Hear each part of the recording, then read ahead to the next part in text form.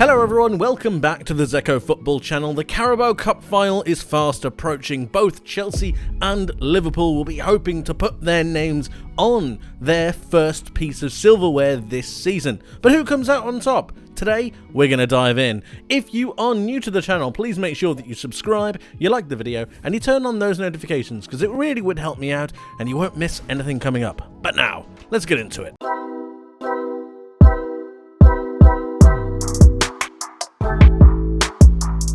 To begin, we're going to be having a look at the starting lineups, and Chelsea are up first. I've got them set up in their 4-2-3-1 formation.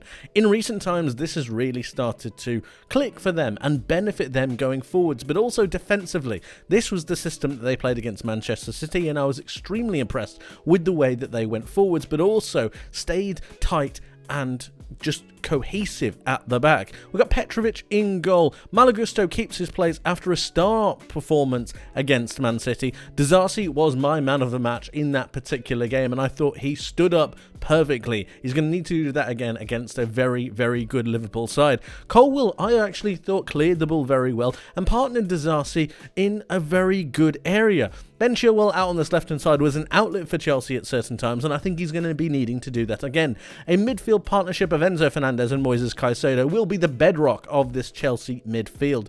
Up ahead of them, we have the aggressor himself in Conor Gallagher. I thought he was brilliant in the most recent matches against Manchester City, and I thought that he did a very good job of maintaining that press onto Rodri, and again, his energy is going to be needed. Raheem Sterling got the goal in that game against City, and I think he could really hurt Liverpool in this particular instance as well. The pace that's available, the space that's available out wide, I think is something that Chelsea could really look to utilise. Cole Palmer out on this right-hand side, well, it's not his most natural position. I'm sure he would rather be inside. I think out on this right-hand side, not only can you get a little bit more defensive solidity, but also from a wide area, he just sees the game a little bit differently. I don't think Madueke is particularly ready to be picking up these kind of roles in these important matches. So I've got Cole Palmer out on this right hand side, and Nicholas Jackson for me leads the front line. I thought he did a brilliant job in their most recent game against Manchester City, and he thoroughly deserves a lot of plaudits. He is the striker for me in this one. And this is your Chelsea side. And then we have the other side vying for the trophy, Liverpool. I've got them in their 4-3-3 formation. Liverpool have been riddled with injuries of late. Kelleher comes in goal in favour of Alisson because he's also picked up a knock. Conor Bradley starts for me out on this right hand side. I think he's a sensation. He is a completely different option to Trent Alexander-Arnold, and I think his real athleticism is going to be something that helps propel this Liverpool side forwards. A back pairing of Van Dijk and Konate is going to be the bedrock of this Liverpool defence, really being the experience to push the rest of them on. Joe Gomez keeps a place for me in left back. I know Andy Robertson's coming back, and I also know that Tsimikas isn't too far away either, but Joe Gomez has really proven to be a useful and reliable resource out at left back, and I think Jurgen Klopp has seen that as well. His ability to stay back but also maintain that defensive presence and that height is something I think Liverpool could seriously utilise.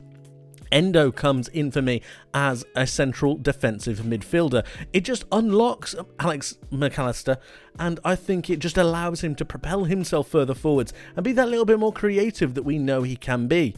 Gravenberch is partnering Alexis McAllister in this particular role, and that's partially down to injury, but also I think that he needs to be given a little bit more game time. His running through into the box is going to be something I think Liverpool could use, and at the same time, his midfield presence is going to be needed. The physicality of him in this midfield three is something that Liverpool could push on and really gain a little bit of momentum with. Looking at the front three, we have Luis Diaz out on this left-hand side, Cody Gakpo in this central attacking role.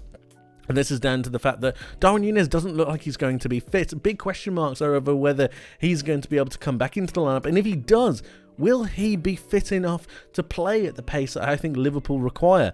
At the same time, with the way that Chelsea are going to try to set up, I think the Gakpo might be the way to go forwards. Mo Salah I've got in this side out on this right hand side, but he is also a questionable doubt. Whether he will play or not still remains to be seen, and if he doesn't, I'm sure they have a very, very good understudy in Harvey Elliott, as the fact that Diogo Jota is also injured. This is your Liverpool side. This one is gonna be a close one. I've just got a feeling about it. I'll explain why in just a second. We've got Liverpool out on this left-hand side, Chelsea on the right. Let's focus on Liverpool first. And when you look at Liverpool's starting 11, even from Alisson not being there, you've got Kelleher, you haven't got the likes of Trent Alexander-Arnold. Yes, you've got your main back too, but Joe Gomez, is he really going to be the main attacking outlet that an Andy Robertson could be?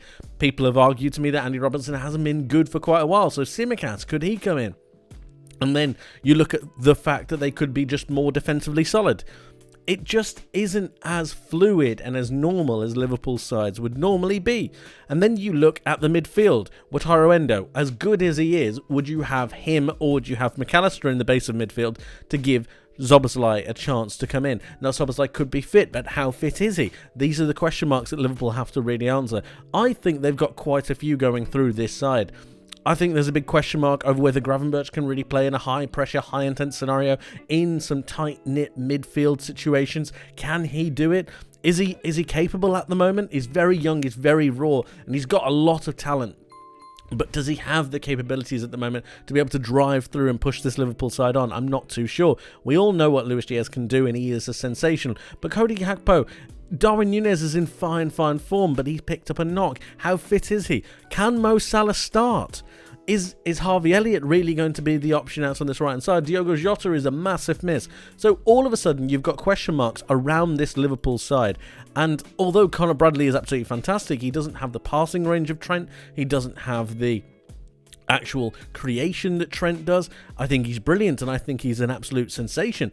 But he is, again, another question mark and another almost unknown factor that this Liverpool side have when coming up against quality. And let's be honest, Chelsea are a quality side. Let's not disrespect them. Let's not talk about them as if they're not at a certain level. They're not performing to their best, of course not, but they have gotten themselves to a final and they tend to play better against better opposition. They step their level up, and I think that's partially down to the average age profile of the squad. It's how they get themselves up for games. If they believe they're better than the opposition, they get a little bit arrogant. Perhaps the tactics aren't quite right. I think Mauricio Pochettino has generally got his tactics spot on against some of the better sides. When we look at Chelsea, if we think about the side that played against Manchester City, which is what this is, Gusto did a fantastic job going down the right-hand side, but also covering Jeremy Doku. I think he was fantastic. Clearances from Disasi and Colwill were pretty good. Then you've got the outlet from Ben Chilwell. The midfield pairing of Caicedo and Enzo finally started to click a little bit more, and then you've got the energy of Conor Gallagher. I can see this causing Liverpool a problem. And on the other side, I can also see Liverpool driving forwards. But then when they overcommit themselves and you think about the high line that Van Dijk and Konate are going to want to hold, you pass the ball to Cole Palmer and he's going to find runs through into Nicholas Jackson, into Raheem Sterling. I really do think there's some big things happening here. And I think if Liverpool aren't careful, they could really be caught on the break, on the counter. And if they don't maintain possession well enough, I think it could seriously hurt them. I think Liverpool will dominate most of the possession. I think they will really push into Chelsea. And I think that's what Chelsea want. Chelsea are going to want to set up this box defensive formation. I think it would really suit them. Liverpool are going to want to have the ball. They're going to want to go forwards, utilising the power of Mo Salah, utilising the pace, utilising the intricate play of Alexis McAllister to play through into the box to Salah.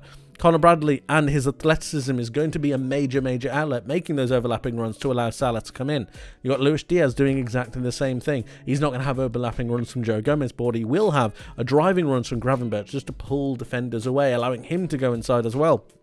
And then you've got the actual pillars of this Liverpool midfield. How well can they work together? Have they worked together properly before in this level of scenario? I'm not so sure.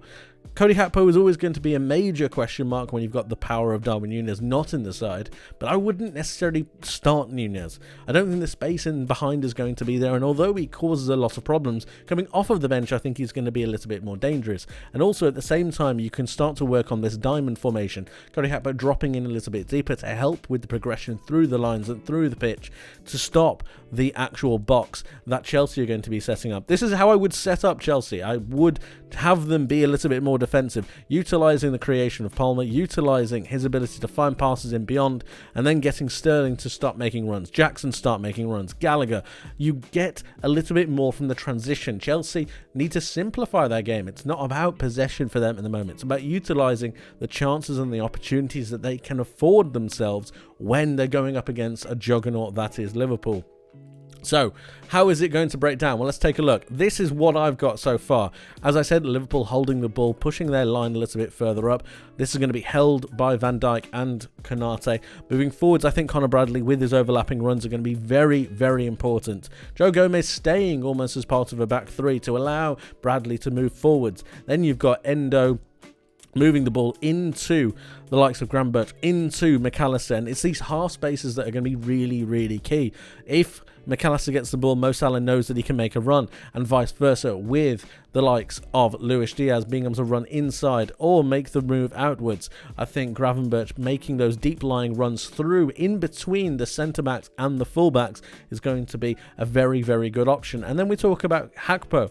How is he going to mix in with this Liverpool midfield? Will he drop a little bit deeper to allow the runners of Salah and of Diaz?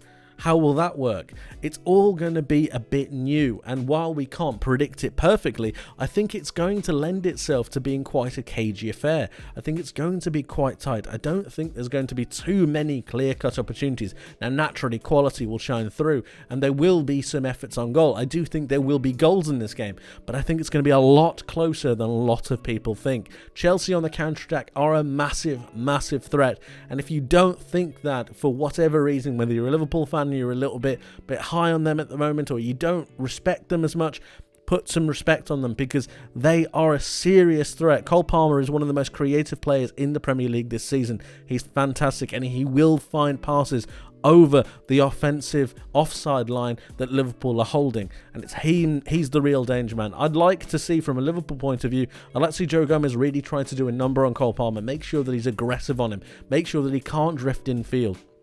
He is the danger man. Stop him, and you really stop the way that Chelsea tried to go forwards. In midfield, Enzo is another major player. If we're talking about duels, watch out for the duel between Enzo and McAllister. I think McAllister will play a little bit further forwards because of where Endo is, but Enzo against McAllister is going to be the battle of the midfield. I think Caicedo will do a decent job on Gravenberch, but whoever gets them better out of this scenario right here is really who's going to start dictating the level and essentially the tempo of the match. If McAllister wins, watch to see Salah try to break those lines past the likes of Chilwell, past the likes of Colwill, and then you're going to start seeing passes into the box. In this half space, you could see small crosses into the box to Cody Gakpo, who actually isn't that bad in the air. I can start to see some crosses into these half spaces, some diagonal passes going through, some real passes along the ground, just into this danger area for Gakpo to run onto. And then you're talking about the driving runs of Gravenberch to get into the box. Those late man runs, penning them in is going to be absolutely key as well, utilising the physicality of Van Dijk and Konate.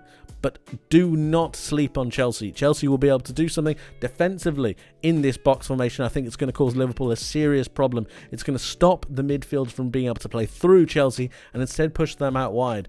And then you're asking for these 1v1 situations between Salah and Chilwell. It depends how fit Salah is, even if he plays. And then you've got Gusto onto Diaz. This is the other major situation to me. Can Gusto replicate his form that he had against Jeremy Doku? Can Diaz get the best of him? All of these questions, but one thing I would say, I don't think there's going to be a lot of space in this game. Chelsea are going to play a fairly high line. It won't be as high as this, but they're going to be pushing that line up a little bit further, dropping Jackson a little bit deeper and really playing a tight line. This helps the Chelsea midfielders from stopping the passes through. It stops the passing lanes go through, and it really limits the amount that Liverpool can play in this midfield, forcing them out wide, very much like they did against Manchester City. And then you're asking for those 1v1 duels.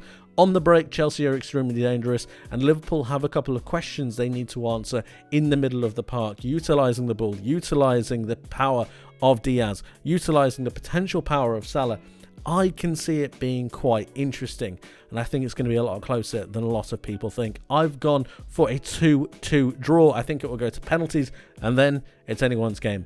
But my question to you is, how do you believe this game is going to play out? Let me know your thoughts in the comment section below. Thank you ever so much for watching. I hope you enjoyed. I hope you learned something new, and I hope to see you in the next one. But until then, my friends, take care.